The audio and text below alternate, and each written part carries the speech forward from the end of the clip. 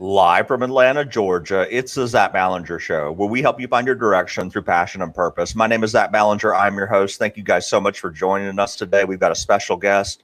Two ways you can engage the show. We are streaming live via YouTube. So if you have any questions for me and my guests, pop them into the comment section. We'll make sure to get to them. You guys can always email me, zach@zachballinger.com. I keep a list of those questions to make sure to ask the guest as they come on. 2021 is all about you. It's about your career, your passion, and what you do career wise. We want to make sure you love your job and you're going towards that direction. And this year's pretty special because we're bringing on a small business person to talk to you guys about business. So you guys have had a lot of questions about opening up your own business. Throughout the year, if you get those questions, email those in and we'll make sure to ask those to our guest. Marissa, thank you so much for joining the show today. Thank you, Zach. I'm super excited to be here. So can you tell me a little bit about yourself and a little bit about your business before we get started here? Absolutely. So I am the founder and CEO of Rafi Nova. Rafi Nova is a socially conscious lifestyle brand on a mission to equip families with products and accessories to get them out for everyday adventures. I also happen to be a mom of two sets of twins. So I have four little ones under the age of 5, and my husband's actually my co-founder and my partner in life and in business. And our business story is pretty interesting, if I could say so myself, because we actually launched our business in mid-February 2020, only like 2 weeks before Massachusetts shut down where we're based. And our company was all about travel accessories and getting families out for adventures. And we had to pivot just a few weeks after launch. And we ended up pivoting into face masks. And to date, we've donated over 200,000 face masks. We've sold over 4 million masks. And we have about 30 employees. Wow. Incredible story. Now, talk to me about, that sounds great. My audience is listening, and I think small business kind of perks a lot of people's ears, but I don't think they understand some of the challenges and obstacles. What was it like going through that at first? The pandemic hit, things shut down. You had to be kind of panicking inside, like, what are we going to do? Yeah, it was terrifying, to be honest. When you start a business, you don't just start on the day you launch. We spent almost 2 years building this business and coming up with the product line. We lived in Vietnam. We were overseeing all the development from, material sourcing to design of the products to actually manufacturing to all the logistics to get it back over to the US. Spent over a year building the messaging and the marketing and the branding and all the brand collateral that you need to launch a business. We spent all of our life savings on the first round of inventory, and then we took out loans, and then we launched, and it was like crickets because nobody was buying travel accessories. I think I tend to be an optimistic person. I tend to see the glass, half full as opposed to half empty, which may sound kind of cheesy, but I think it's true. And I knew that if we could just kind of get, through the days and figure something out that, as long as we could keep our kids happy and healthy and continue to put food on the table, we were going to be okay. It's not like we were in the food industry where our products were going to spoil and they had a shelf life. I knew that if we could just figure something out to get by, travel would return one day. I mean, we didn't know that the pandemic would last this long, but that we could once again sell these products and get back to what we were making. So we spent a few weeks licking our wounds and being pretty down and playing house with all 4 kids at home. And then we decided that we needed to do something. We needed to do something to help. We needed to do something for our family. And that's actually how we got into masks. And the idea with masks was that we were going to, we knew we had the manufacturing platform set up to make masks. We had been wearing masks for the past 5 years living in Vietnam because of the air pollution. And our Vietnamese factory partners were hurting because everyone was canceling orders. So what our plan was that we were going to raise money on a crowdfunding platform, and we were going to donate 10,000 masks to frontliners. We had no idea that we would make a business out of masks. We had no idea how big the market was, but we knew we could make masks, and we knew that masks could help. And then we thought, well, if we do these great things, maybe then eventually people would remember our company, and, months down the road, they'll come back and buy our bags. So that's what we set out to do, was to donate masks to frontliners. I think that's important for you to mention because a lot of small business owners in their community are philanthropists. And it doesn't get enough exposure because it's not a great, exciting media story. A lot of the times, people that give stuff away, but I can tell you countless of businesses that pitched in. I remember living in Atlanta when the ice storm hit, where we had the famous, where everybody was stuck on the interstate. A lot of small businesses chipped in and actually spent their money on their own inventory and gave out food on the interstate. And so just those stories. And so thank you so much for sharing that. How did you take the leap? We have a lot of questions about that where people are either in the corporate setting or maybe they haven't taken the leap to go into business full on. Can you talk to me about, you got 4 kids, you're trying to support them, and then you're making this transition into your business? It's got to be kind of scary. And I'm sure a lot of people out there are saying, wow, you guys have a lot of guts to do that. Talk to me about it. Are you talking about taking the leap to starting this business altogether, or the pivot? Yeah, all together because, not the pandemic or anything that before that, just your business before the pandemic. A lot of people say, well, I've got kids, I've got to support this, so I've got to stay in this corporate role that makes this certain amount of money, and I've just got to stick with it. This is the common things I get challenged with, So Totally. Talk to me about that. So first of all, I hate using the word entrepreneur because I feel like it can mean so many different things, and everyone's an entrepreneur in some way, in some form of their life. It doesn't always necessarily need to be business related per se, but I think it takes a certain person to be an entrepreneur and to want to, do their own thing and start their own business. And typically I think that kind of takes some guts. I guess that's the word I'll use. You kind of got to put yourself out there and be willing to risk. I got my MBA at Babson College in 2015. Let me tell you, you don't need an MBA to start a business, run a business, be successful. You definitely don't. But for me, it was the right move in my career and my time. So I got my MBA at Babson, and something that Babson always talked about was what they call entrepreneurial thought and action. The whole idea behind this is to embrace and confront uncertainty rather than avoid it, emphasize smart action over planning, and figure out what you need to do to move quickly and be able to pivot. I think about that every single day in everything that I do. So basically it says, take risks that you can stomach and really keep your eyes and your ears open and be able to pivot at any notice. So anyone who says that they want to start a business, I say, think about those things. So start small, right? Like test the market. If you have an idea for like a shirt or a bag, or, maybe it's not soft goods, but go and make it. If you can't sew, go to a tailor, then like share it with people, test it out. Don't just say, I want to do this. Like I have to call a factory up in China or Vietnam and make 10,000 units. Like you got to start yourself and you have to test the market. And what I say is like, you have to create, this isn't really your question, but you have to create a product or provide a service that helps or that's in need and provides value, right? Like you got to find something, and it doesn't have to be a totally original idea or a totally original product. It could be something that exists and you make it better, or you figure out a way to get it to more people. But it has to provide value of some sort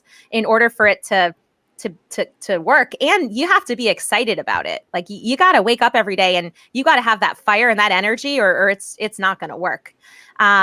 So wait, what your original question was? No, you answered it perfectly. It? Yeah. Just that, how do people make that leap, and that, and I think I love what you just said there, because that's what I encourage everybody to do. Start small. I talk to people and they're like, I want to own a McDonald's. And I'm like, well, have you worked in the food industry before? No. Okay, work it and learn from others. And what I tell young people that are like just coming out of college, go work for other people, work your butt off, learn as much as you can, work like as long hours as you can. Well, you might not have kids at home or other, responsibilities. And then in a few years, like go do your own thing and take everything that you learn and apply it to that. But I didn't actually answer your question about my family and how like we decided to take that leap. And we actually, the backstory is that for the past, I think 8 years, we've been in manufacturing, and my husband started his own sourcing agency in Vietnam where we helped US companies diversify their supply chain from China. We picked Vietnam because we had traveled there and we loved it and we wanted to live as expats overseas. And we saw an opportunity in Vietnam because a lot of companies were looking to diversify from China. And so the timing was just worked out well. And we took a leap of faith and we started, and it took a long time to build up that supply chain and that reputation.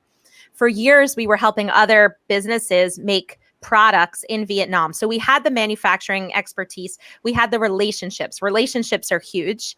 And having 4 young children, we were traveling all the time. We love to travel. We love adventure.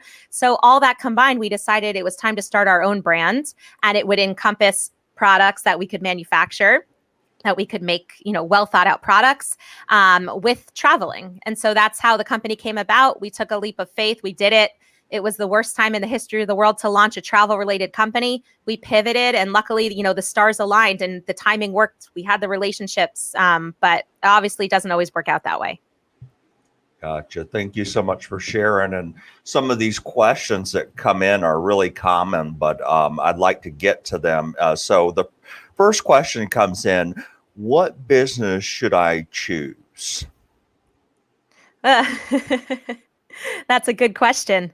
As I mentioned before, you have to think about a product or a service that provides value. So if it's during the pandemic, obviously masks are big, PPE is big, anything that has to do with, safety or being comfortable at home.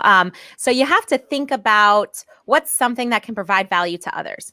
Next, you have to think about what's something that I have knowledge in, or what's something that I can, get around, that I can. You don't have to be an expert in everything. And actually something I learned early on, which I also think about, is I used to think, okay, I can't go into that business because I'm not a scientist. I'm not an artist. I'm not a, whatever it is.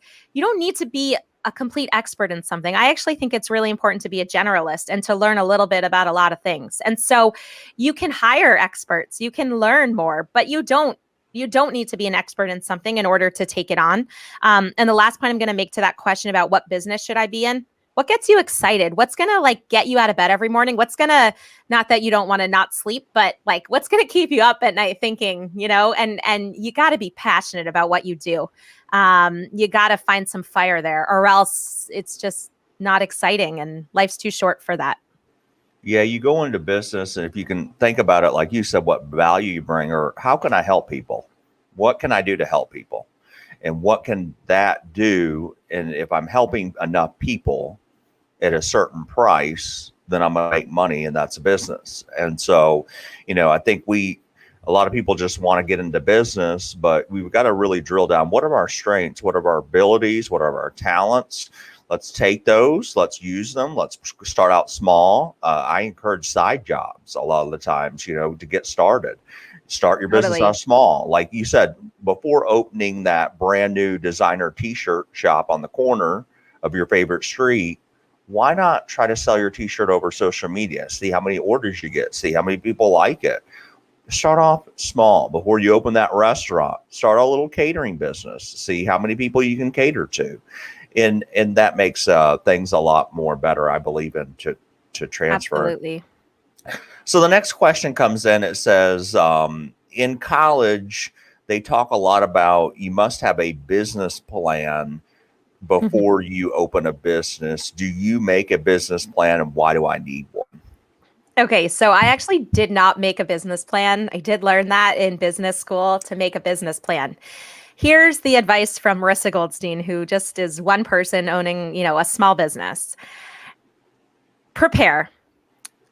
Have something down on paper so that when someone asks you about the business, it rolls off your tongue and you think about different questions.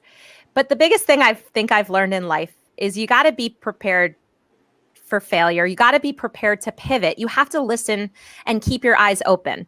And this happens in all areas of my life, especially as a mom to 2 sets of twins. You can be prepared, but life's not scripted. It's never going to go the way that you think it's going to go. And if you have every single thing mapped out, in my opinion, you're going to set yourself up for disappointment. So yes, you can have a business plan. It doesn't have to be 100 pages. It can be 1 paragraph. You should understand your business. You should know your customer pain points. You should know your customers. You should know your products, your services. You should know all that. But you also need to be prepared. Nobody thought there'd be a global pandemic and all these businesses had to shift focus, or a lot of these businesses had to close down. So I guess what I'm trying to say, have some sort of business plan on paper, but be prepared for that business plan to not go as planned. It's kind of like life, right? Life doesn't Yeah. always go as you planned. Talked to a student the other day. I mean, he had his whole life planned out. He was going to be a doctor in a certain field, and just I said, I'm going to be going to London doing botany at first. Then I'm going to do this. I'm going to do research. I said, what happens if something doesn't work out? Oh, we can't think like that. And I said, well, I think we have to think like that because, and then we tell our stories from our past experience that life doesn't go as always planned. And you have to be nimble on your feet, same way as business. You have to be nimble as well. Totally. Next question comes in. Me and a partner, a business partner, have an outside idea. Does a partner make it easier to be successful? Yes and no. People aren't going to like my answers because none of them are straightforward. I've been in business with my husband now for, I don't know, 6 or 7 years. Okay. What I've learned is that, at least in my shoes, you can't do everything on your own. Having a partner and having like a team is so important because it makes you stronger, right? And also not only that, but like just bouncing ideas off of and having someone there and also someone to hold accountable for me is so important. I've gone into startups in the past where it's ended in, co-founder divorce, where it just didn't work out. Having a business partner, it's literally like it's like being in a marriage, okay? And it's very hard over long periods of time to stay on the same page as that person and always see eye to eye. So for me, I'd say it's so important to have a co-founder or at least have a partner of some sort that you don't go at it alone. There's some business where it's okay to do it alone, but you really have to almost like go to therapy every week with that partner and make sure that you guys are on the same page, that you don't always have to see eye to eye, but you need to be in agreement or agree to disagree. So that's my answer on it. I'm all for having a co-founder and a partner, but it's super important to like constantly evaluate that relationship. And if it's an outside partner, I really recommend you get a lawyer because things can get really messy. Again, businesses don't always work out the way you want it to. You want to have it in writing, what's going on, what exactly happens, who's the priority owner, who makes the decisions, all that kind of stuff, or you start getting into the weeds with that because, again, like you said, partnerships don't always make it. And so partnerships often don't make it. And be very careful getting into a partnership with a family member, even though I'm in business with my husband, and with close friends, because oftentimes, unfortunately, things don't always end well, and that can really damage the relationship. Yep. And me and you probably heard all those stories where it has. So absolutely. Yeah. The next question comes in. What should I know about accounting and bookkeeping? Tax laws seem to be pretty, can't really read that question, but anyway, it says, what should I know about accounting and bookkeeping for my business? Okay. So I'll be totally honest with everyone. That is like my biggest weakness. And I'm the CEO of the company. Finance and accounting is not something I've ever been strong at. And part of the reason that I wanted to go and get my MBA was to really brush up on those skills. I know my strengths and I know my weaknesses. I have a lot more weaknesses than I have strengths, but a strength is knowing your weakness. And so if you don't know a lot about accounting and finance, then outsource it, hire someone. There's so many like outsourced bookkeepers that you can bring on at a price that hopefully you can stomach. Seek help, seek assistance with that. You should know the basics. You should know how to read a balance sheet, a P&L. But honestly, if that's not your strong suit, then that's okay. Just bring in people that you can trust and rely on for their feedback. But that might be something that you need to spend money on and outsource that type of thing. I agree. Yep. If you don't, tax laws can be very complicated. And, you're not going to be an expert. CPA can be your best friend a lot of the times. The next question that comes in, it says, I own a small Amazon online business. What digital marketing do you do for your own business? And how do you find people to do your digital marketing? Do you do it yourself? Great question. E-com is So competitive, and there's so many things to learn. And I didn't get into e-commerce until February of 2020, and I'm still learning new things every single day. In order to attract visitors to your site, or to see your products, it costs a lot of money, and you need to either come up with super creative marketing schemes, in order to attract people to your website or your Amazon shop, or you really need to spend the money on digital ads. So one of the first things that I did after we started to sell masks and really see substantial revenue coming in the door is I hired a digital marketing agency who helped not only create the digital ads, but also figure out like where to place them, because there is a very thorough science behind Facebook and Google advertising. So you can do a little bit of it on your own, but if you really want to see substantial traffic to your website or your Amazon store, it's best to hire someone to help with that. You can find people on places like Upwork where you can pay freelancers from around the world, or you can look at agencies once you get bigger. At certain times we were spending several $1,000s a day on Facebook ads, but we made sure that there was a ROAS there, return on advertising spend, or else we wouldn't be spending that money. So you need to very, very carefully follow your return, or else you could spend all of your revenue and profits very, very quickly. Yeah, I agree. And if you're small, like you said, those freelance companies do a great job, especially when we're just getting started. Like Fiverr's pretty popular now. Yes, Fiverr and Upwork. Where you can, people are basically all over the world competing for your services in digital marketing and the various aspects of marketing. So that's a good way to get started. And then as you grow, guys, you can always spend money in business, but you have to make money. And so that's really important. There's always a new piece of equipment you want, a new building, a new website, a new project, but you have to make sure, like you said, you have the ROIs on it. Yes. Go ahead. Can I add one more point? Yeah, of course. Okay. So something that one of my first jobs out of college was actually in public relations. So I have like a good eye or creative, background in public relations. And something that served our company really, really, really well at the beginning was public relations. And there's so much money that can be made from having really good PR. And there's easy tricks to get people to write stories about you, or to be featured on podcasts, or whatnot. But at the very beginning, when COVID was just picking up, at least in Massachusetts, we would do all these donations. So we've now donated over 200,000 masks, but at the beginning we were donating 100 masks to all the local police departments, the fire departments, the homeless shelters, the nursing homes, the supermarkets. And these were just really small donations. And then we would call the local news stations and say, hey, we're doing a donation to the Newton Police Department. Do you want to come film it? It's our 10,000th donation. And they say, okay, we're sending a truck over in an hour. Now doesn't happen anymore because you need to create, creative angles, or it has to be really timely with the news cycle. They would come and they would do a story on Rafi Nova.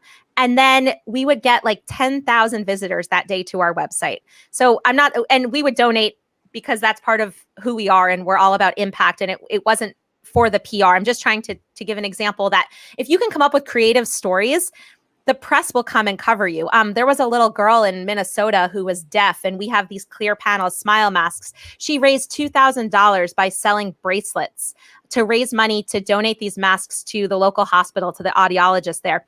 The press ate it up. We had nothing to do with it. I mean, it was just our masks, but there's just creative things that you can do to not just spend money on digital ads, but also in PR.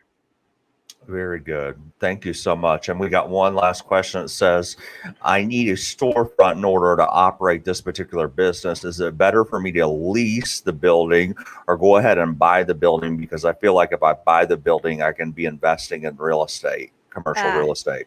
Okay, I would say start off, it depends what your end goal is, but don't just buy that building for that one store, because what if that store doesn't work out? If you're going to buy that building and put other tenants in it and you have a whole real estate plan, go for it. But you should test the waters before you really jump all the way in.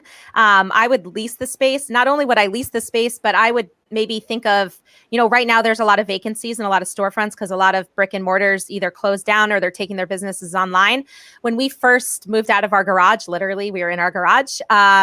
We subletted somewhere because, and the owner of the building was very open to negotiation because it was vacant. So we said, let us have 6 months. We'll pay you up front. And we paid like a quarter of the price, I think, of what the rent was. So especially in this economic climate, maybe kind of test it out first. See if you could do like a 2-month pop-up or a sublease. But that's my advice. 100% agree. Commercial real estate's expensive, especially where you guys probably want to put your business. It's probably prime location, could cost $400,000, $500,000 just for a tiny little unit.